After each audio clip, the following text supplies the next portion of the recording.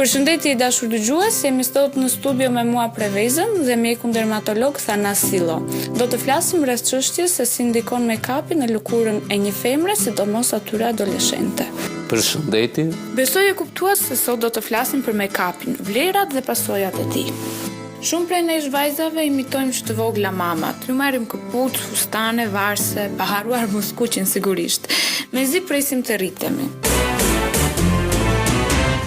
Doktor Thanasi, në cilën moshë përdorimi make-upit është më problematik? Fusha e kozmetikës ka misteret e vetë. Makjazhi dhe përdorimi këtyre produkteve në moshat vogla sjell dhe mjaft probleme shqetësuese. Në moshën e adoleshencës mjaft shqetësuese janë dhe puçrat e moshës, ku të gjitha vajzat për të ndjerë më të qeta i mbulojnë ato me make-up. Cili është gabimi më i madh që bëhet në këto raste? Neglizhimi i larjes të fytyrës pas përdorimit të make-upit nga adoleshentët ka pasoja shumë të rënda. Pastrimi i fytyrës çdo mbrëmje është i rekomandueshëm, pasi gjatë natës qelizat bien në qetësi dhe duhen ajrosje të shumta. Cilat janë pasojat ndoshta të parikuperueshme? Në të vërtetë make-upi është parashikuar për përmirësimin e lukut të vajzave, por vajzat që përdorin këtë produkt harrojnë të mendojnë se po lejojnë në lëkurën e tyre të hyjë më shumë kimikate se sa duhet për moshën e tyre. Sasia e tepërt të përdorimit të make-upit në fytyrat e freskëta mund të sjellë plagë të parakohshme. Pasi kaloi 25 vite, një adoleshente që ka përdorur rregullisht dhe vazhdon ta përdorë, fillon të shikojë në lëkurën e vet varje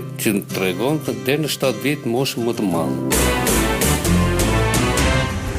Psikologja Jackie Fletcher ka bërë një studim në të cilin ka marrë pjesë rreth 3000 femra. Sipas saj, grimi nuk përmirëson vetëm dukjen e jashtme, por na bën të ndihemi dhe mirë për brenda. Grimi mund të rrisë nivelin e vetbesimit. Përshtypja e parë në rastin e njohjes me një person të ri bazohet në vlerësimin e dukjes së saj, ndërsa kjo është e rëndësishme për femrat afariste, të cilat gjithmonë duan të duken profesionale. Megjithatë, nëse një femër ka grim sepse mendon që njerëzit do ta gjykojnë vetëm për dukjen e jashtme dhe jo për karakterin, atëherë kemi të bëjmë me një problem, ka përfunduar fjalën e saj psikologja Fletcher. Disa nga të dhënat e studimit janë këto. Rreth 33% e femrave mendojnë se nuk do ta tërhiqnin partnerin e tyre, po mos të kishin pasur grim kur janë njohur në fillim. Femrat mesatarisht presin 2 muaj e gjysmë para se të zbulojnë fytyrën pa grim partnerit të tyre. 14% e femrave zgjohen më herët nga gjumi në mënyrë që të vendosin grimin para se të zgjohet partneri i tyre nga gjumi. 6 prej 10 femrave nuk shkojnë në punë pa grim. Afër 25% mendojnë se nuk do të ishin promovuar në punë po të mos kishin pasur grim. 37% të femrave mendojnë se shefa do të mendonin se ato nuk kujdesen për veten, po të mos përdornin grimin.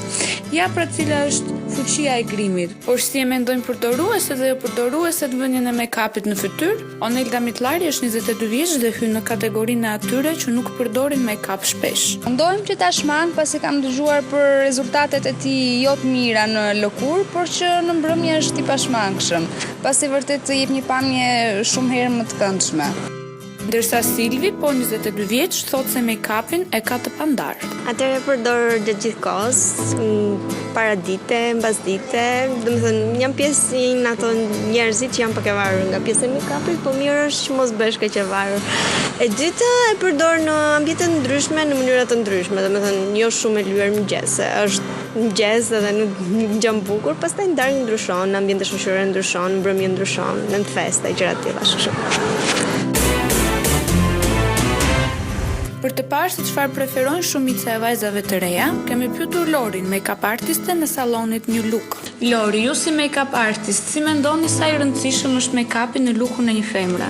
Make-upi në lukun e një femre është mjaft i rëndësishëm për pamjen e saj të jashtme. Make-up është një produkt që ka rëndësi në lukun e jashtëm, madje për disa persona është i domosdoshëm. Në lidhje me pasojat që make-upi sjell, sa e dëmton lëkurën përdorimi i tepërt që në orët e para të mëngjesit? Normalisht, përdorimi i make-upit në orët e para të mëngjesit ka pasojat e saj jo pozitive.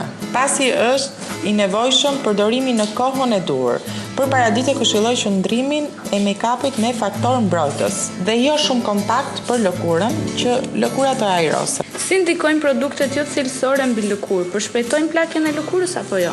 Normalisht, për përdorimin e make-upit këshilloj një produkt cilësor, pasi lidhet direkt me lëkurën dhe normalisht një produkt jo i mirë ndikon me shumë efekte negative mbi lëkurë. Sidomos kur përdoret nga moshat e vogla, të cilave nuk ju këshillojnë. Klientët tuaja kërkojnë make-up të rënduar apo një make-up të thjeshtë? Varet nga rasti që ata kanë, por në përgjithësi në mbrëmje një make-up i rënduar, por duke ruajtur masën e duhur. You're beautiful. You're beautiful. You're beautiful. It's true. Kthehemi sërish për një pyetje të fundit me doktor Thanasin. Çfarë sugjeroni ju për pastrimin e fytyrës? Qumshi dhe toniku janë aleatët e dur për pastrimin e kujdesshëm të fytyrës. Qumshi aplikohet me pambuk të thatë. Më pas, pastrimi kompletohet me tonik. Të dyja produktet duhet kalojnë në fytyrë dhe në qafë. Toniku shërben për freskuar ose ujitjen e lëkurës, i cili zgjidhet sipas tipit të lëkurës dhe nevojave të lëkurës.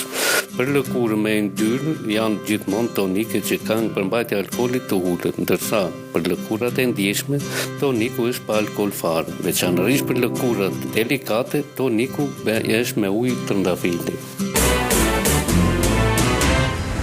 Të dashurat e mia, e dini që ekzistojnë 3 parime bazë se si duhet të zgjedhim një produkt kozmetik të përshtatshëm? E para është gjurmët mashtruese. Industria kozmetike ka një sekret të vogël dhe të pisët. Produktet e zbuluara rishtas janë shumë të shtrenjta dhe kjo i detyron kompanitë të përdorin sasi fare të vogla të përbërësve thjesht për të përfshirë emrin në listë. Kjo funksionon pothuajse kudoherë sepse kompanitë janë të detyruara me ligj të afishojnë listën e përbërësve të një produkti, por jo sasinë dhe përqendrimin e tyre. Këshilla nr. 2 është që të shmangim numrin e lartë të shisheve që kemi në raft. Është më mirë të përdorim një produkt multifunksional sesa të vendosim 10. Dhe këshilla e fundit, më e shtrenjta, është gjithmonë më e mira. Kjo është shumë e vërtetë. Nuk mund të marrim kujdes profesional për lëkurën duke paguar çmime produktesh supermarketi. Kështu që vajza mos u demoralizoni. Për çdo gjë është një zgjidhje. Soeli shitse në dyqanin Yves Rocher. Çfarë ofron dyqani juaj për klientët? Atëherë, dyqani jonë është ka produkte kozmetike që të gjitha janë produkte bimore. Çfarë ndodh me lëkurën nëse përdoret një produkt me përmbajtje bimore? Fytyra e një femre shkëlqen, lëkura është e butë dhe e zbukuruar. E mbron një produkt me bazë bimore lëkurën? Patjetër që po. Doni të dukeni bukur, por pa përshpejtuar plakjen, produkte bimore dhe qumësht me tonik. Duke falenderuar doktor Thanasin, ju lutem takim sërish nesër në të njëjtën orë, në të njëjtat valë.